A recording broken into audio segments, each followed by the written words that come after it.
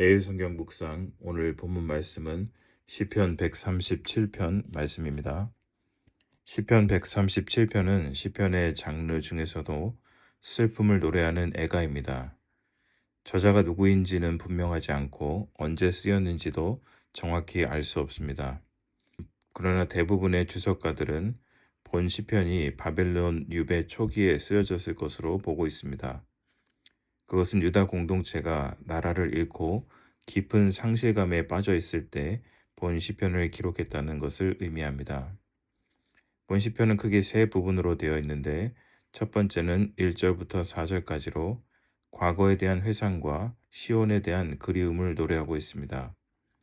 두 번째는 5절부터 6절까지인데 이것은 현재의 절망 속에서도 예루살렘을 잊지 않겠다는 결단의 내용입니다. 마지막으로 세 번째는 미래의 하나님의 공의와 심판을 기대하며 소망을 노래하는 것으로 본 시편을 마치고 있습니다. 먼저 1절부터 4절까지 말씀을 우리 함께 읽겠습니다. 우리가 바벨론의 여러 강변 거기에 앉아서 시온을 기억하며 울었도다.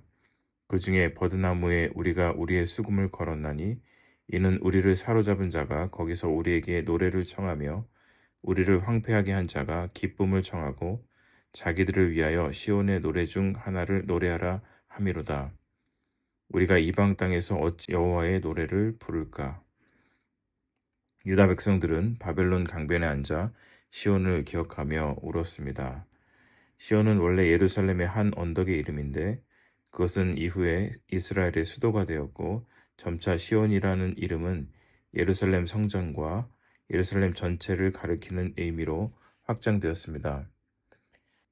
시온은 단순히 지리적인 장소가 아니라 영적인 의미에서 하나님의 정의와 공의가 지배하는 하나님의 나라를 의미했습니다. 그래서 본 시편에서 유다 백성이 시온을 기억하며 울었다는 것은 지리적 상실감에 의한 것도 있겠지만 하나님의 공의와 정의가 그 땅 가운데 그들의 삶 가운데 나타나고 있지 않음에 대한 슬픔 때문이었습니다. 왜냐하면 나라를 잃고 슬픔에 빠져있는 유다 백성들을 바벨론 사람들은 조롱하며 그들에게 시온의 노래를 자신들을 위해 불러보라고 요청했기 때문입니다. 바벨론 사람들이 이스라엘 백성들에게 시온의 노래를 요청한 것은 단지 그들만의 조롱하기 위함이 아니라 그들의 하나님인 야훼 하나님을 조롱하기 위함이었습니다. 왜냐하면 시온의 노래는 인간의 기쁨을 위한 노래가 아니라 성전에 가득한 하나님의 영광에 대한 환희의 노래이기 때문입니다. 이스라엘 백성들은 시온의 노래를 결코 이방 나라들의 기쁨을 위해서 부를 수 없었습니다. 그렇기에 그들은 절망 속에서도 시온의 노래는 오직 하나님을 위해서만 부를 것을 결단합니다. 5절과 6절 말씀입니다. 예루살렘아 내가 너를 잊을진대 내 오른손이 그의 재주를 잊을지로다. 내가 예루살렘을 기억하지 아니하거나 내가 가장 즐거워하는 것보다 더 즐거워하지 아니할진대 내 혀가 내 입천장에 붙을지로다. 이스라엘 백성들은 포로로 잡혀온 후에야 시온의 노래가 그들에게 얼마나 중요한지 깨닫게 되었습니다. 황금의 입으로 알려진 초대 교부 요한 크리소스톰은 본 시편에 대한 주석에서 이렇게 말합니다. 하나님은 우리를 박탈감에 빠뜨려서 우리가 상실을 통해 정신을 차리고 다시 그 기쁨을 찾도록 하신다. 유다 공동체는 바벨론의 포로로 잡혀가서야 비로소 시온의 노래가 주는 기쁨이 무엇인지를 깊이 깨닫게 되었습니다.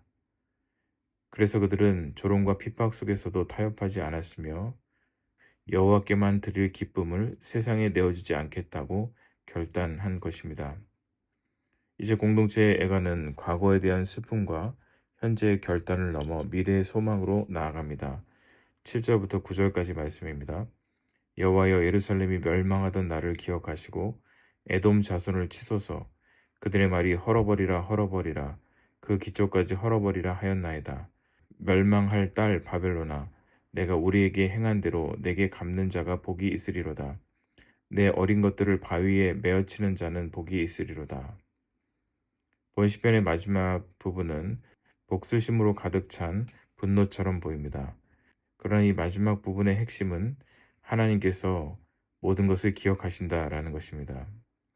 하나님께서는 이방 나라들이 하나님의 백성들을 조롱하는 것을 기억하셨을 뿐만 아니라 하나님 자신을 조롱하는 것도 기억하셨습니다. 또한 나라를 잃고 왕을 잃고 자신들의 터전을 잃었다고 할지라도 야훼를 향한 마음을 결코 잊어버리지 않은 유다 백성들의 마음을 기억하셨습니다. 유다 백성들은 이방 땅에 포로로 잡혀가서 핍박을 받고 조롱을 당한 상황에 이르러서야 비로소 깨닫게 됩니다. 그것은 그들이 결코 시온을 잊을 수 없다는 것이었습니다. 저는 이 부분에서 예수 그리스도의 십자가를 또 묵상해 봅니다. 포로기의 이스라엘처럼 예수께서도 조롱을 당하셨습니다. 그분은 심지어 자기 백성들에게도 조롱을 받으셨습니다. 마태복음 27장 39절 이하에 보면 예수께서 십자가에 못 박히셨을 때 그곳을 지나가던 사람들은 머리를 흔들며 예수를 모욕하고 성전을 헐고 사흘 만에 짓는 자여 내가 만일 하나님의 아들이거든 자기를 구원하고 십자가에서 내려오라고 조롱했습니다. 그러나 주님께서는 결코 십자가에서 내려오지 않으셨습니다. 왜냐하면 주님의 마음은 언제나 시온을 향해 있었기 때문입니다. 이제 그리스도께서는 시온을 버리지 않으셨을 뿐만 아니라 십자가의 죽으심과 부활하심으로 참된 시온을 우리에게 가져오셨습니다. 그러므로 우리는 상실의 아픔 속에서도 시온의 노래를 부를 수 있습니다. 바벨론 강가에서 수금을 걸어두었던 이스라엘 백성들처럼 우리도 인생의 어느 자리에서 우리의 노래가 멈출 수 있습니다. 그러나 그 자리는 상실로 인해서 절망과 낙심 가운데 머무르는 자리가 아니라 오히려 믿음으로 참된 시온으로 오신 예수 그리스도를 바라보며 미래에 대한 소망을 꿈꾸고 노래해야 하는 자리입니다. 하나님은 우리를 결코 잊지 않으시기 때문입니다. 기도하겠습니다. 하나님 아버지 은혜를 감사합니다. 오늘 유다 백성들이 바벨론의 포로로 잡혀가서 온갖 조롱을 당하고 핍박을 당하는 가운데서도 그들의 마음을 결코 빼앗기지 않았던 것처럼 오늘 우리의 삶에도 어려움과 고통과 아픔이 있을지라도 또한 상실이 있을지라도 하나님을 향한 우리의 마음이 세상에 결코 빼앗기지 않도록 우리를 붙들어 주시옵소서. 하나님 아버지 이스라엘 백성들이 절망 속에서도 오직 하나님을 위해서만 시온의 노래를 부르리라 결단했던 것처럼 오늘 저희도 어려운 상황 가운데에서도 세상과 타협하지 않고 더욱 주님을 위해서 살아가는 주님의 사람들이 되게 하여 주옵소서. 비록 지금 당장의 회복은 아니더라도 하나님께서 우리를 기억하심으로 다시 회복하실 날을 기대하며 우리 또한 소망을 노래하는 믿음의 사람들이 다 되게 하여 주옵소서. 예수 그리스도의 이름으로 기도드립니다. 아멘.